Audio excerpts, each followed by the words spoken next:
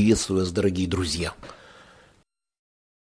Я расскажу вам о нашей последней парусной регате.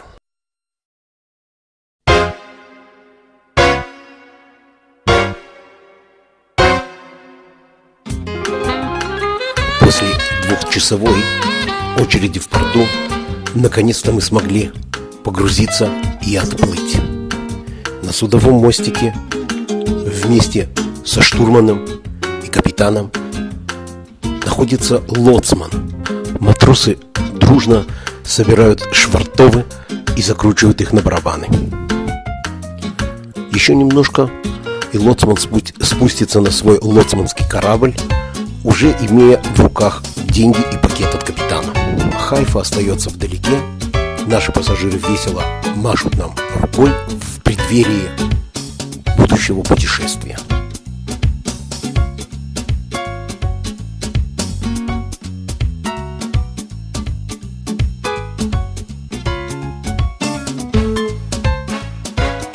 Впереди нас вышел другой корабль, который будет следовать почти тем же маршрутом, что и мы.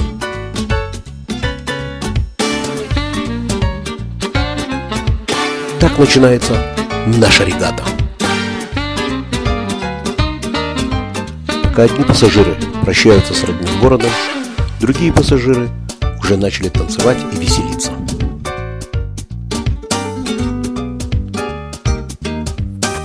Эти танцы начали сплачивать дружный коллектив нашей регаты.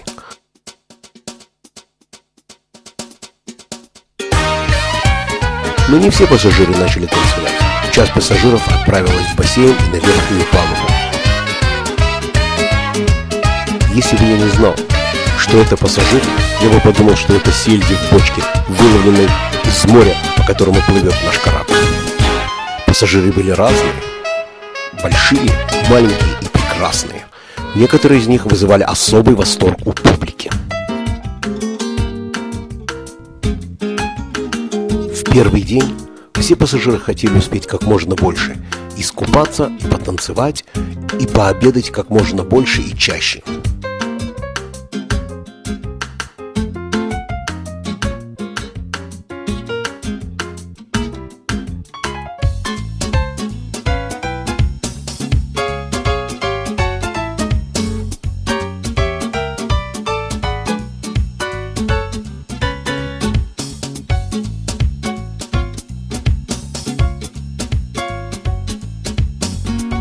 На следующий день нас всех вызвали в кают-компанию для того, чтобы примерить спасательные жилеты. Вначале это все восприняли как маленькую игру и как маленькое недоразумение. Прослушав краткий курс, как пользоваться спасательными жилетами, все начали их примерять и фотографироваться на память для себя и для своих потомков.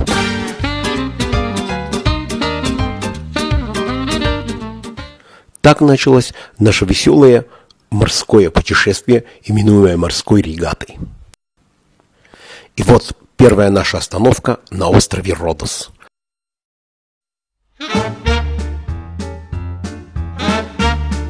Крепостные стены окружают вход в бухту и вход в город. Где-то здесь был когда-то Родос Колосский.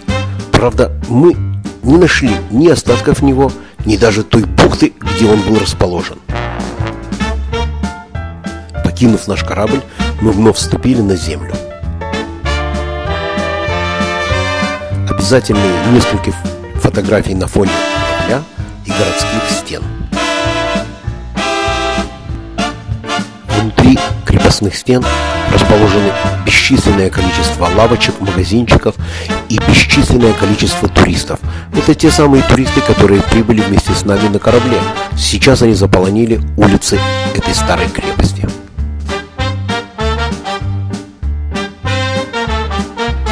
Не сразу было понятно, что все это наши земляки-израильтяне.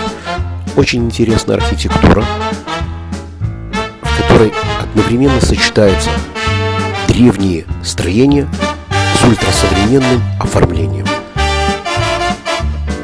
Несмотря на обилие туристов, торговля не очень бойко идет в этих многочисленных лавочках и магазинчиках.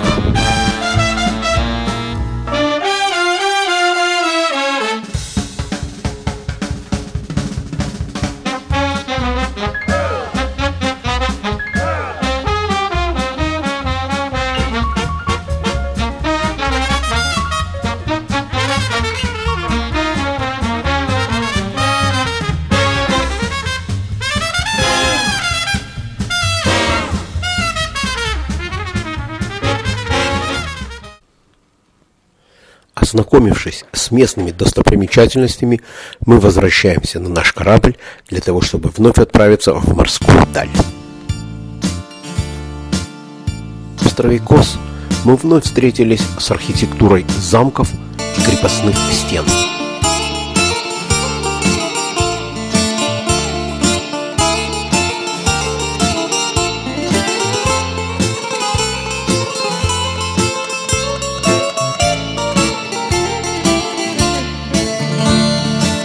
Как и на Родосе, множество лавочек и магазинчиков гостеприимно ждут своих туристов и своих покупателей.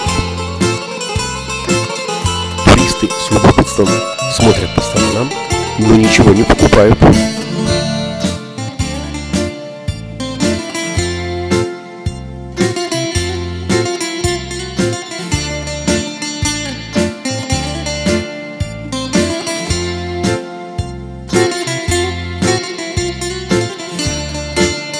Центральная площадь острова Кос.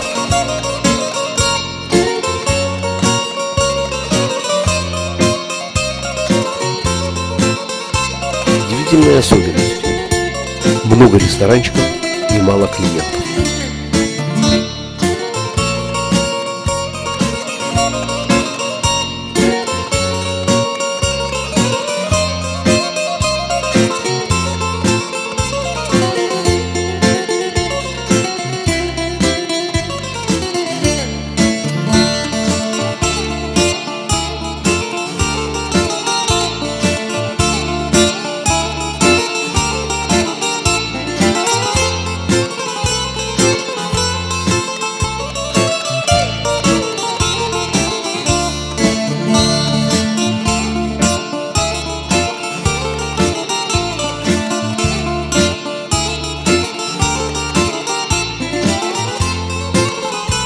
Бухта, куда заходят рыболовецкие маленькие кораблики.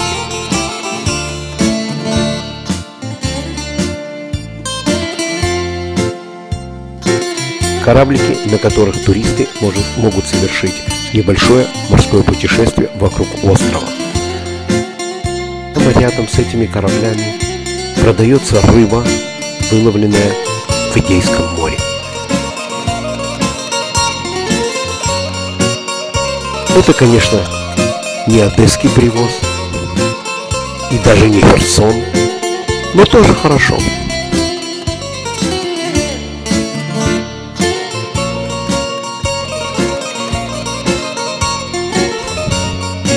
Эти маленькие кораблики также совершают экскурсии по соседним островам.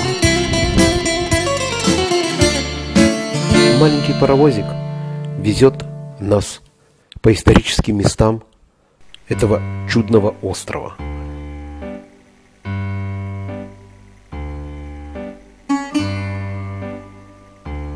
Справа и слева от дороги находятся архитектурные памятники. Вернее, то, что от них осталось. Вернее, архитектурные развалины. Трудно поверить в это, но эти архитектурные развалины – ровесники Архимеда, Пифагора, Евклида, Гиппократа.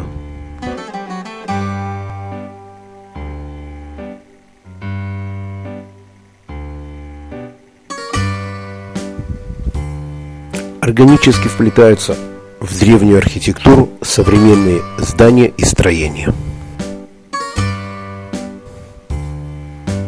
И огромное бесчисленное количество велосипедов, сдающихся в аренду